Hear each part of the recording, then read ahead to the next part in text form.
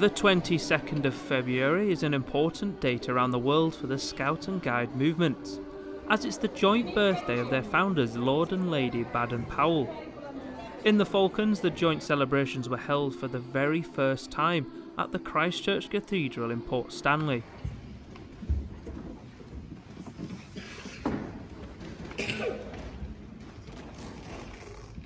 In a well-attended event, hymns were sung, candles were lit and promises renewed, which is a traditional oath for the movement.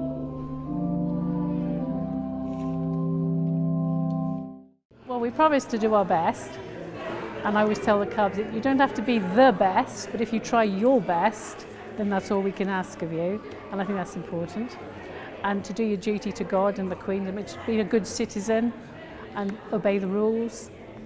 And do a good turn every day. That's just mean to be kind and helpful, really.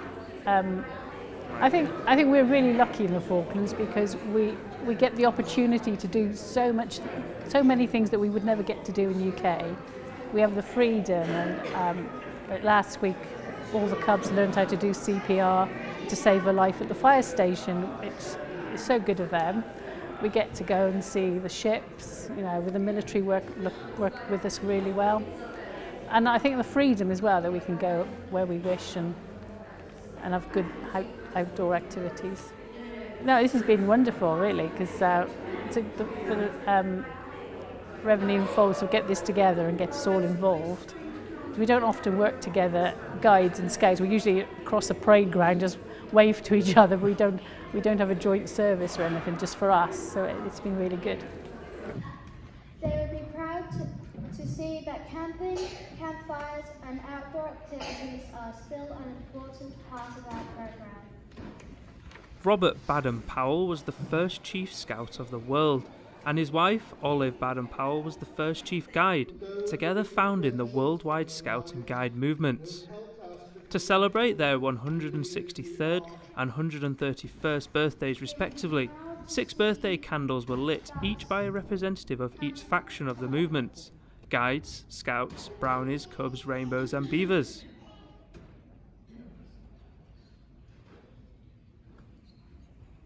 Thoughts and prayers were also read out by a variety of different representatives, and the rector of the Falkland Islands, Reverend Ian Folds, closed the celebration with a Falklands blessing and led singing of the national anthem.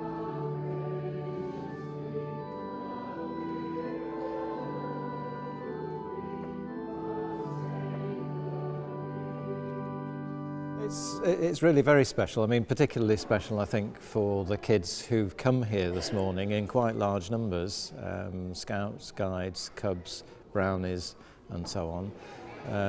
That one of the aims of Robert Baden-Powell when he formed the movement initially was to bring about peace in the world.